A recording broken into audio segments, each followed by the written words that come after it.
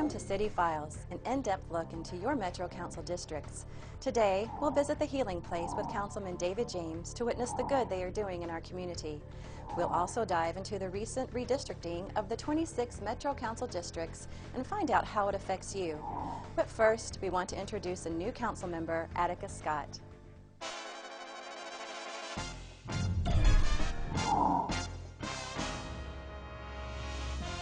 I'm Attica Scott, your District 1 Metro Council person, and I want to talk to you today about some good stuff that's happening in District 1. As some of you may know, we have two neighborhood places in the district, Ujima in Park Duval, and we have the Cane Run neighborhood place, which is located next to Farnsley Middle School. And I'm here today with Lynn Freilich, who is with the Cane Run neighborhood place, and we're going to talk a little bit about the wonderful services here, including this awesome baby store.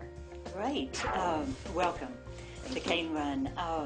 We do have 8 neighborhood places and 2 satellite offices that covers every zip code in Jefferson County. Now, the mission of the neighborhood place is it's set up to be a one-stop center so that accessible and blended services can be offered, and in health, in education, in employment, in in all different human services, social services, for individuals, children, families, and what our goal is here is to try to move people towards self-sufficiency. Now, we do have 6 partners on site, and some of the partners are Louisville Metro Community Services and Revitalization, and that's who I'm with. And what we do is we have a program called Family Economic Success, and what we do is we help people become financially stable, through education, through, budgeting classes, through personal goals, that kind of stuff. We also do emergency financial assistance for rent and utilities, and we do an information and referral services also, and that is for all services within community services and revitalization. That includes CAP, it includes, the lead safe, Louisville, it includes a lot of different services. So if I needed LIHEAP, would I come here? Well, what we can do, if you do need LIHEAP, if someone does, is we can set you up for an appointment for LIHEAP here. And then a lot of my staff go actually down to the sites that offer LIHEAP, and they're able to offer those services. We also have Department of Community-Based Services, and what they do, they have 2 areas here. They have family support and they have protection and permanency. Protection and permanency is child protective services. The family support is caseworkers that do food stamps, medical card, KTAP, case management, that kind of thing. We also have JCPS, which is our schools, and they have the ADPPs here. They have school social workers. They have a program specialist here that links the families with the neighborhood places. We also have the UK TAP, who does assessments on families that may have neglect, abuse, alcohol, drug dependency, that kind of stuff. We also have community coordinated childcare, which is what we call 4 C's, and it helps people of a certain income level be able to get assistance on childcare. We have the HANDS program, who is through the Public Health and Wellness Department, and what the HANDS program do is they help parents who are they help mothers who are first-time parents, and so they're able to help them with education, intensive case management, that kind of stuff. Okay. And they're the ones that actually utilize our baby store most of the time. Well, I'm a mom of 2 kids, so the partnership with JCPS is really important to me, and the baby store is vital. I know what it was like when my kids were little and they were babies and toddlers, and we were always needing the basics like the diapers and wipes and lotion and shampoo. So can you talk to us about it some? The baby store is, we have 2 different programs within the baby store. It is set up to be an incentive program where if people do go to their classes or go to meet with their case managers, they can come in and buy stuff with their points. We also have an emergency assistance for those that may come in and they're not, connected with the HANDS program or 4 C's, but they need diapers for their kids. We go through those so quickly because that's what most people need. Thank you so much, Lynn, for having me here today and for having the neighborhood place here, and I'm so glad that it's in District 1. Thank you, and I'm so glad to have you, Attica. All right, it's wonderful.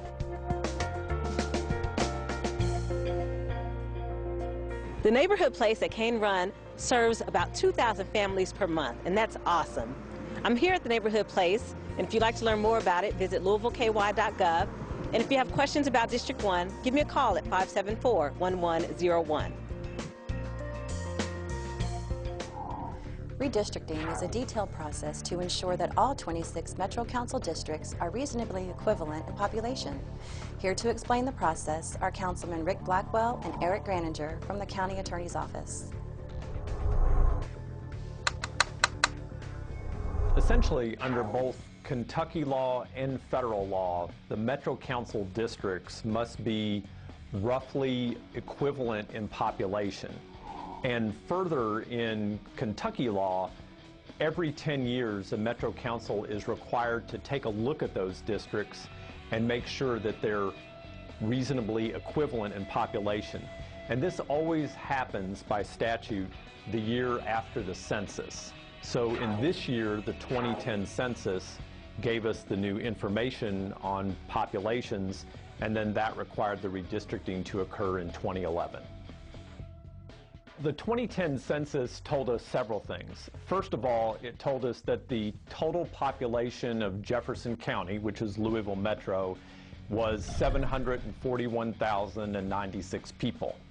And then if you divide that 741,96 by the 26 districts, you come up with the ideal district population, which is 28,504 people. After that, the census information also told us that some of the districts were far below that ideal population number, and some of the districts, primarily in eastern Jefferson County, were well over that population number.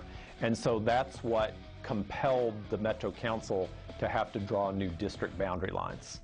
Well, what we saw in the 2010 census was there was movement to the east, so we had a lot of residents move to the east, and we knew that. I think everyone had an idea of that.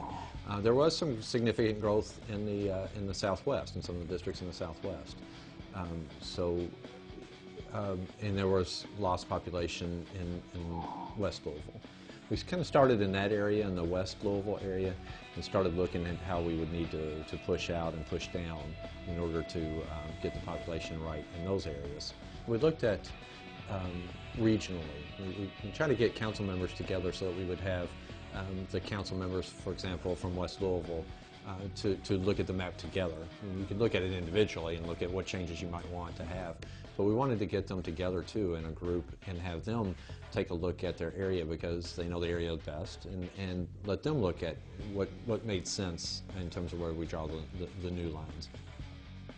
On our side of the table, in providing advice to the Metro Council, the county attorney, Mike O'Connell, hired a national expert to actually assist with the project, and that's a gentleman named Jerry Hebert, who's an attorney who is recognized all across the nation as an expert in redistricting.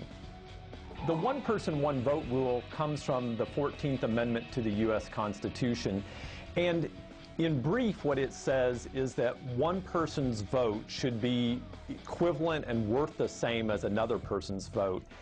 And another way to think of it is it's the very same standard as that Kentucky standard that says that the districts must be reasonably equal in population, or nearly as equal as possible. The other Kentucky requirements are that when the districts are drawn, they must be compact and contiguous. And then the other Kentucky statutory requirement is that wherever possible, neighborhoods and small cities should not be split among the districts whenever that is reasonably possible. The other important federal standard is Section 2 of the Voting Rights Act. And what Section 2 of the Voting Rights Act requires is that where minority populations are found, that the voting strength of those populations not be diluted or canceled out in drawing the new district lines. We wanted to try to make it a situation where there was as little bit of kind of the negatives that people associate with redistricting, you know, where people get cut out of their districts, and sometimes the minorities lose voting power in redistricting, and you chop up neighborhoods and stuff. So some of those negatives we wanted to really try to avoid. So our assumption was that we would be very much committed to making sure that we had the representation of the minority representation remain the same. In the original plan, there were 5 districts that were majority African American, and then one other that had a significant number. And so we wanted to at least keep that, if we could, in the process. The prior system that Louisville Metro had 5 African American majority districts. Those were actually districts 1 through 5. And the 6th district had an African American population of only 43%.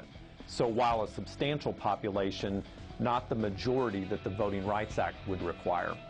And in drawing the new districts, the Metro Council was able to draw that 6th district as a majority black district. And that's what one would expect to see if the Voting Rights Act is properly applied. Every council district had some changes. But the majority, from the majority of residents, though, they did not have a change, because most of the council districts are changed, maybe 10% or 20% or whatever. You might have 3 or 4 or maybe 5 precincts that changed from one council to the other. So the majority of people stayed in their same district. As chair, I was very appreciative of all the time that the council members put into it. They researched things in their own offices. They were willing to spend the time to come to kind of the regional meetings and talk about it. They came to the committee meetings. Our meetings were open to the public. We had the beginning of the meeting, 15 minutes at the beginning of every meeting was open to public comment. We had several community groups that were involved and came to every meeting, and would give suggestions, would talk to us, would after the meeting shoot emails and ask questions about it and so on. So we really had a lot of input from a lot of people. Very proud of it. For more information on the redistricting process, visit www.louisvilleky.gov. The Healing Place in the 6th District offers food, clothing, and housing to over 500 men and women daily. Let's join Councilman David James to learn more.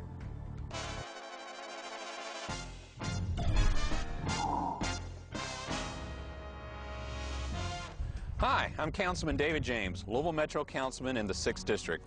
I'm here today at the Healing Place, a nonprofit organization whose mission is to reach the homeless, offer recovery for the addicted, and to help restore productive lives. Since its founding in 1989, the Healing Place has become one of the nation's most effective long-term social model recovery programs. They have accomplished this through offering an innovative recovery program which allows participants the proper time, space, and support system to make a complete transition back into society and healthy, productive lifestyles. Over 65% of the Healing Place alumni continue to be sober 1 year in their program, a rate that is 5 times the national average.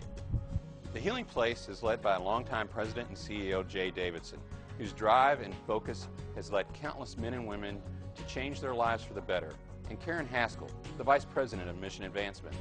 Karen, thank you for joining us today, and can you tell the folks at home a little bit more about the Healing Place? I can, and thank you for having us here today, David.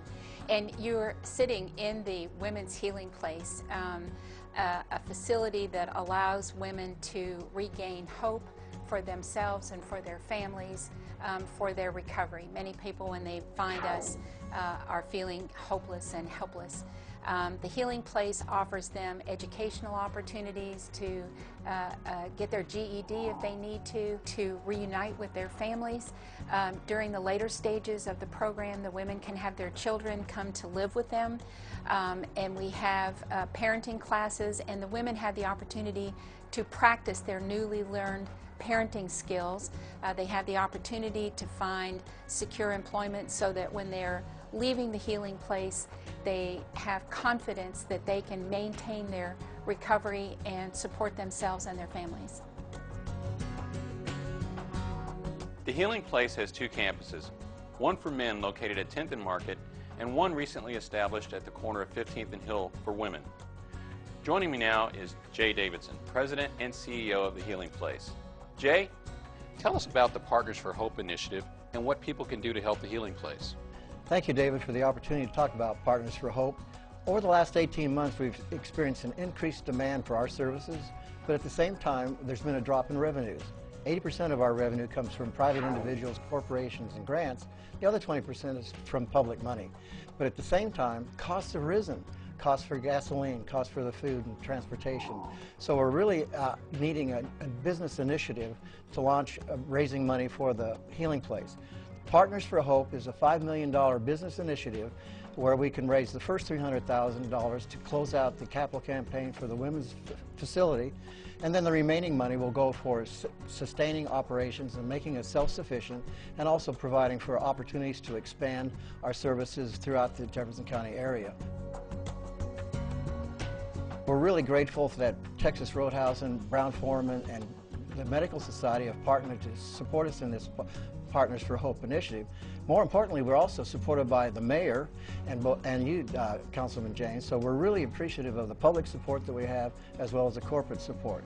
And Texas Roadhouse and Brown-Forman are going to be able to have us leverage the other corporations in the community to raise this money. All of you in the community can donate to the Healing Place by going to the website hopehasaname.org. And you can make a contribution right there on the website, or you can call the office at 585-4848 and make a donation, and you can also mail a donation directly into the Healing Place. Thanks again, David, for the opportunity. Jay, thank you for all the work you do here in this community. We appreciate your support. Thank you.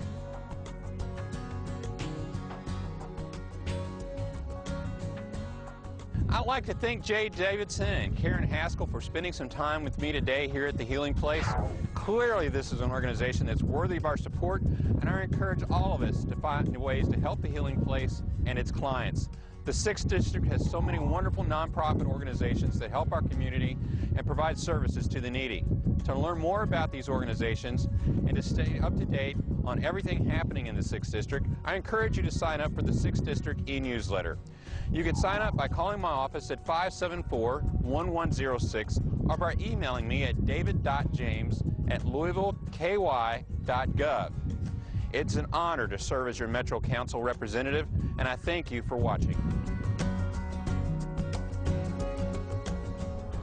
Thank you for your interest in your Metro Council. To learn more, visit www.louisvilleky.gov. For City Files, I'm Ramey Brandstetter. Ow.